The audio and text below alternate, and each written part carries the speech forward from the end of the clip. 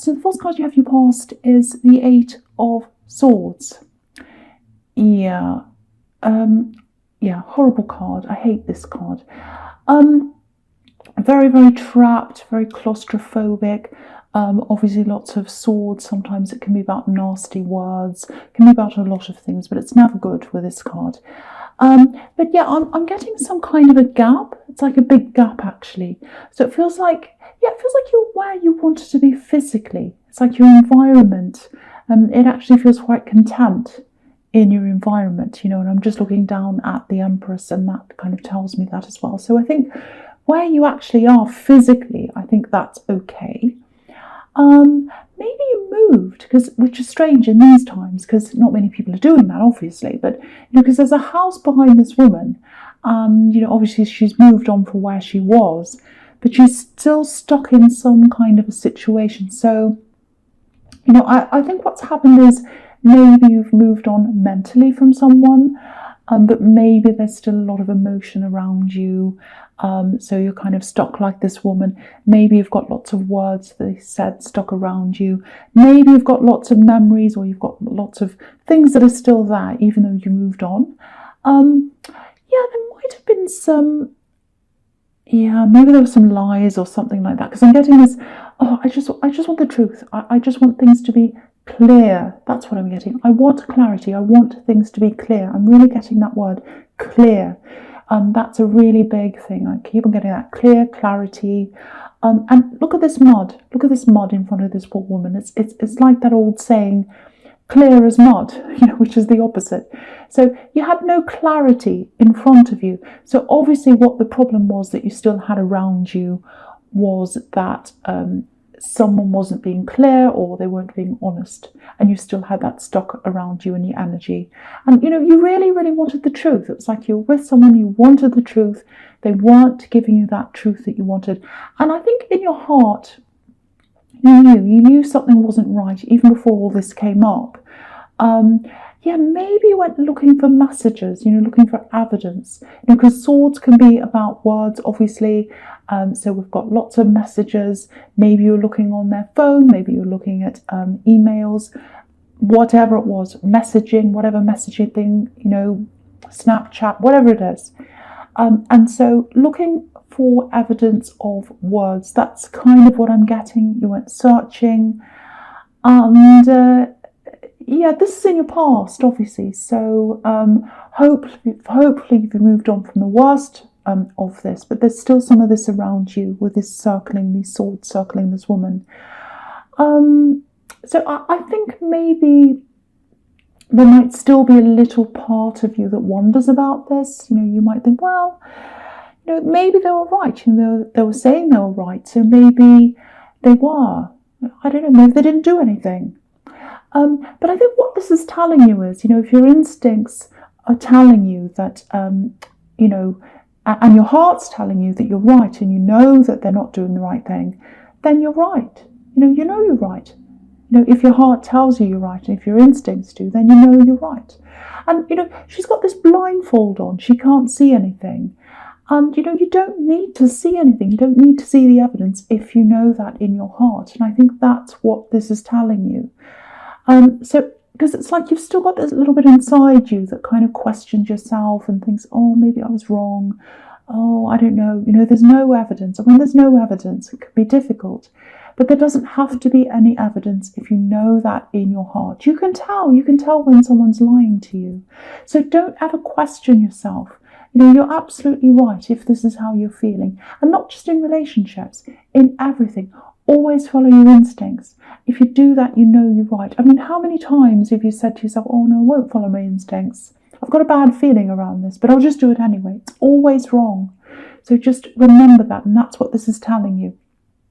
And, I think maybe what happened was, because they were denying things and you're kind of going crazy with this, that's kind of what I'm seeing here. I think, you ended up questioning yourself and second guessing yourself in other things as well. And I think when you've been in something like this, it takes a lot of time to get yourself out of that way of thinking, second guessing yourself. Am I crazy? Am I, is what I'm thinking real? Is it not? Have they said the right thing? it's very, very, very difficult to get out of that way of thinking. So you've got to really take it one step at a time. If you're still in that, if you're still questioning yourself, look at this poor woman. She's got all this mud in front of her. And, it's not easy to walk in mud, to get out of that. It's slow, it's difficult, but, it can be done. You can do this. If this is you, you can get out of this way of thinking. It's like you've already gotten out of part of it. The other part is just getting out of that mindset. And it takes time. You've been trained into this by this person, if this is all resonating. You can train yourself out of this. So the next card you have your past is the Ace of Wands. See, this is what I'm getting. You're very strong. In other areas you are. It's just this one thing. And it's not your fault. It's because someone's kind of made you feel like that. And so, yeah, you're very, very strong, but not in a fiery way like this card. It's more like you're very persistent. If you want to do something, you just keep going, and you don't give up. And I think a lot of people underestimate you, I think, because you can be a bit of a quiet achiever. You're not like this big, bold wand.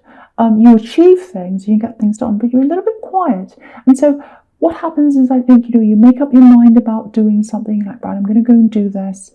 And, you just slowly, very, very slowly go about your business day after day.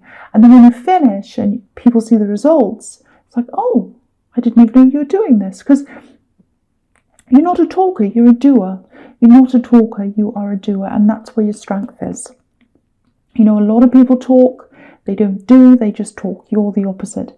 So if this resonates with you, I think this is exactly what you've been doing. You've been working on something.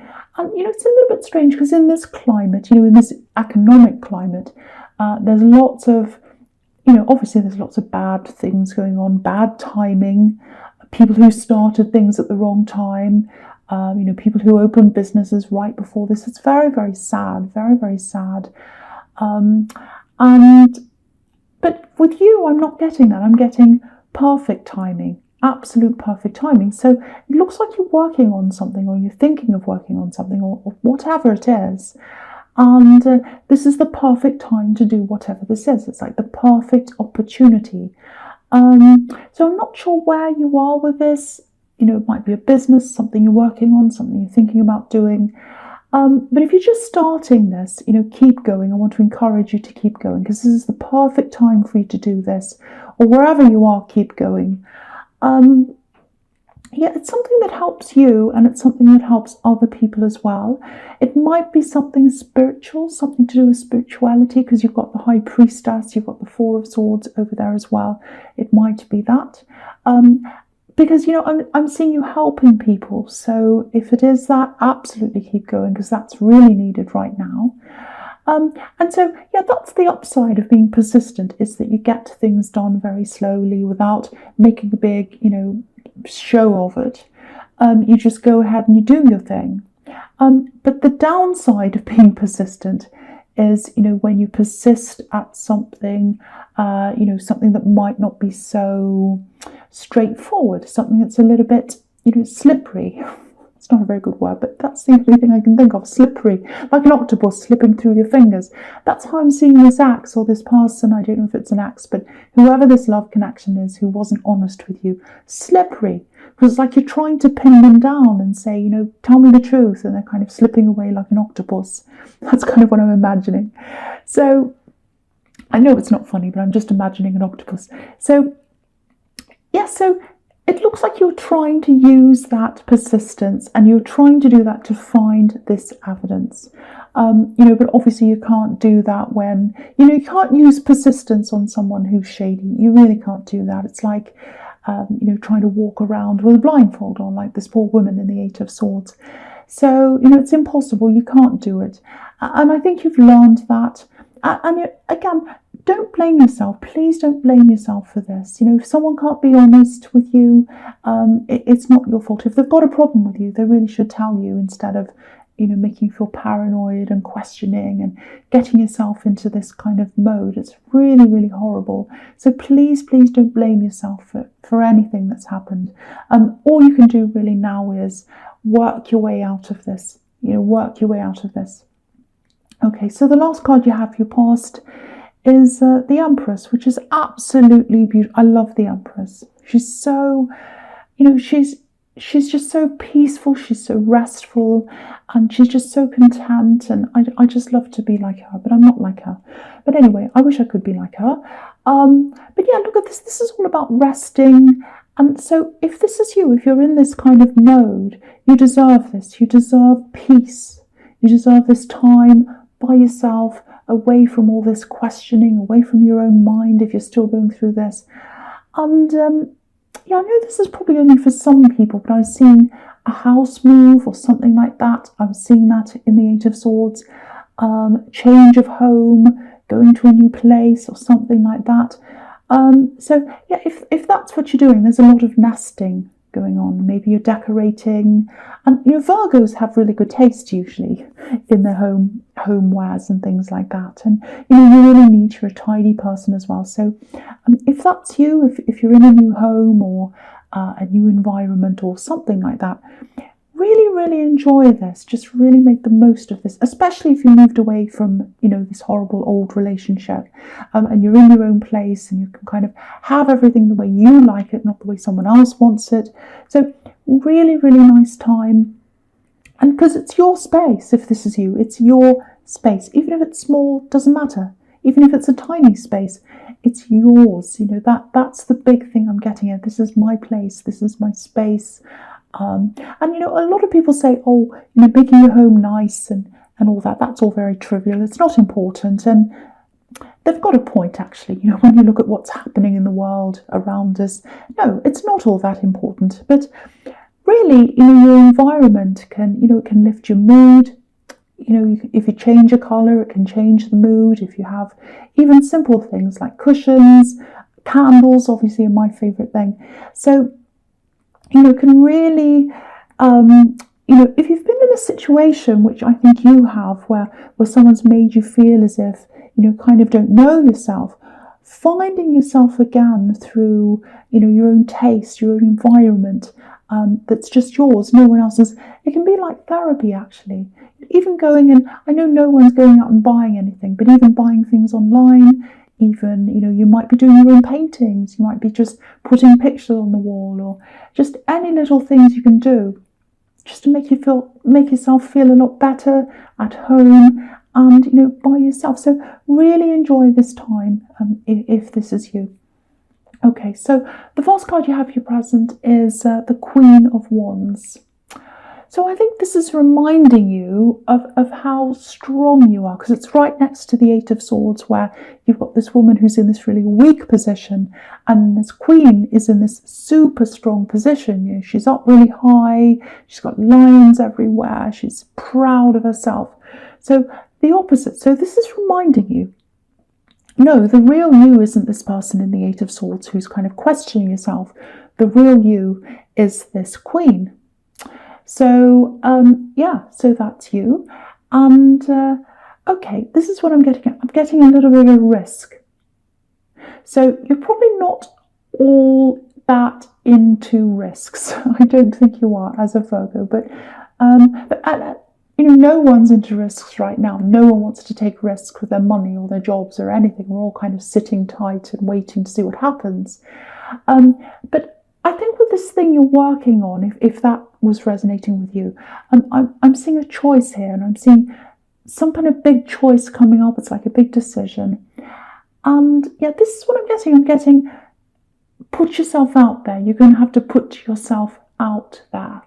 So maybe this risk, might have something to do with, doing something in front of an audience. It might be some way of putting your business, or if that's a business, out there in front of people. It might be a podcast, or it might be YouTube or something like that. So, it's something that puts you out in front of other people. Because if you look at this queen, she's looking right at us in the eye, and she's sitting forward, she's facing us, face on, and, thrones up on a platform. It's a little bit like a stage, and she's up there. So, I think whatever this thing is that you're going to have to do or make a decision on, it's going to throw you out of your comfort zone. But for me, it feels like this is the best thing for you. Look at this sunflower she's holding. And sunflowers grow with their faces to the sun. They have their faces facing the sun. But if you look at this sunflower, it's facing you. It's not facing the sun. It's not facing up there. It's facing you. So what that tells you is you are the sun, you're the light, you're the opportunity.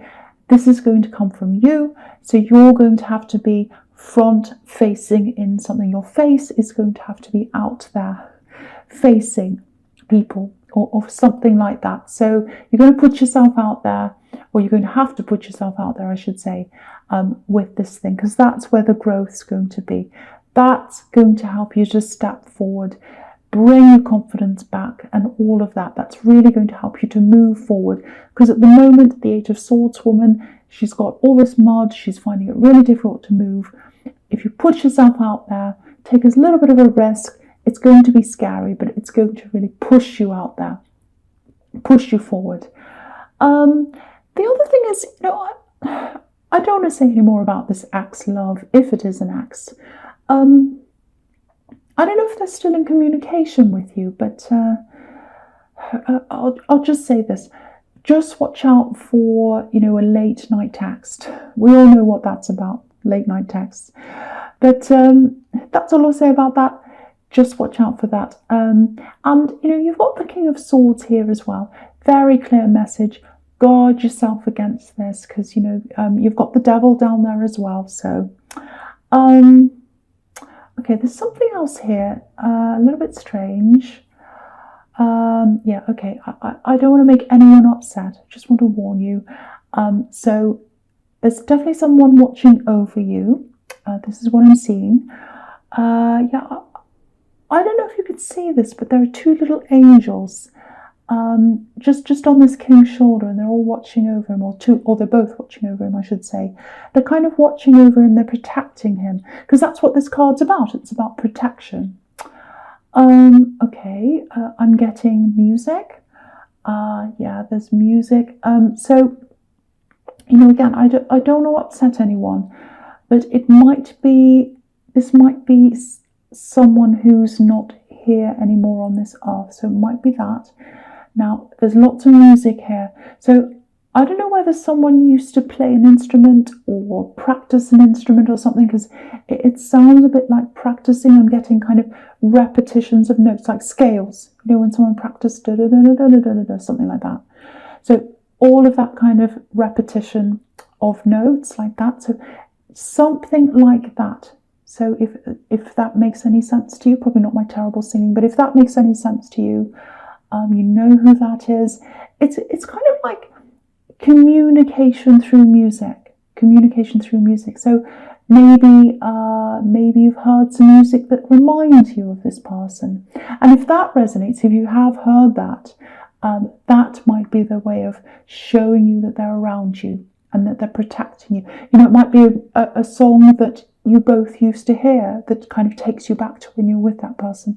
If that's the case, that's probably what that is, especially if it made you think about this person. So that's probably what that is. So yeah, you used to hear their music all the time. If this is you, maybe it used to annoy you a little bit sometimes, just being honest. But yeah, if this is you, you probably you'd probably give anything to hear it now. Right next to you, you really would. So I hope the right person gets to hear that. You're definitely protected by someone. And I'm glad you are, because you've got the devil here. So yeah, the devil, horrible, old, ugly. It's just horrible. I can't stand. If I've got a stack of if I've got the cards there and he's on the top, I always put them in the middle or down the bottom, because I hate him being on the top. I hate looking at him. Anyway, so yeah, I know I said I wasn't going to talk about this axe. So I think it's an axe. It looks that way to me, or it's almost an axe. So yeah, I keep on seeing this. There might still be a bit of communication there. I'm not sure why that is. But if you're still thinking about them, it does look like they want them back. I'm not seeing that at all, but it might be excuse me, you might still be tied up in some kind of hurt, chained to this hurt, still thinking about all the things they said and all that, all the questions, chained to the secrets, chained to the secrets, chained to the lies, because you really wanted to find out the truth. And if you look at these two people on this card, let me lift it up so you can see the whole thing.